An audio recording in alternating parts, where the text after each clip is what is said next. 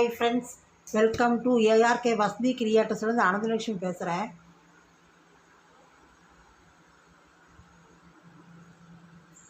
இன்றைக்கி நாம் பார்க்க போகிறது பயத்தம் உருண்டை, பயத்தம் பருப்பு உருண்டைன்னு பார்க்க போகிறோம்.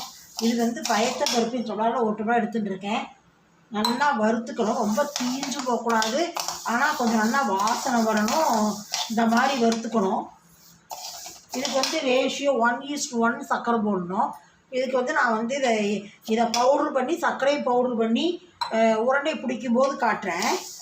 இது நல்லா ஆறட்டும். கொஞ்சம் ஆறுனாட்டு தான் அதை வந்து நம்ம பவுட்ரு பண்ண முடியும், மிக்சியில் அரைச்சிக்க முடியும்.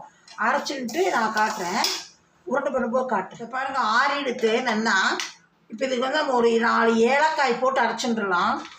அது கூடவே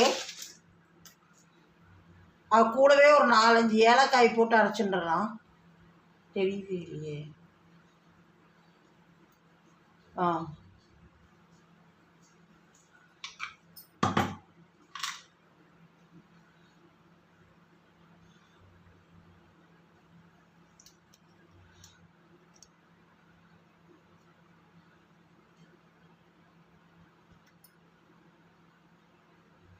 ஏலக்காய் போட்டு அரைச்சிடலாம்.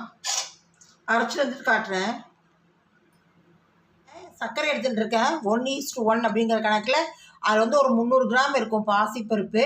இது ஒரு 300 கிராம் சர்க்கரை எடுத்துகிட்டு இருக்கேன். இதையும் நம்ம நல்லா அரைச்சிட்டு மிக்சியில் போட்டு அரைச்சிட்டு பவுட்ரு பண்ணிவிட்டு இது பயத்தம் உருண்டை பிடிச்சி காட்டுறேன். நெய் விட்டு முந்திரி எடுத்து வச்சுட்டு இருக்கேன். அது நெய்யில் வறுத்து அதில் போட்டுக்கலாம். இது ஒரு 300 சர்க்கரை எடுத்து பவுட்ரு பண்ணின்னு இருக்கேன். அதை கலந்துட்டு உருண்டை பிடிக்கும்போது காட்டுறேன். இதில் வந்து 1/2 கிலோ வெண்ணெயை காய்ச்சின்னு இருக்கேன். இன்னைக்கு காத்தால தான். இதெல்லாம் தண்ணிக்குள்ளே வச்சு உருக்கிக்குவோம். தேவையான விட்டு நம்ம கலந்து உருண்டை பிடிச்சி காட்டுறேன். உருண்டை பிடிச்சிட்டு காட்டுறேன். பயத்தலாடு. இதை பாருங்கள், பயத்தம்பருப்பு உருண்டை பயத்தலாடுன்னு பிடிச்சி வச்சுருக்கேன். பாருங்க, பிடிச்சிருந்தா லைக் பண்ணுங்க. நெக்ஸ்ட் வீடியோவில் சந்திக்கலாம்.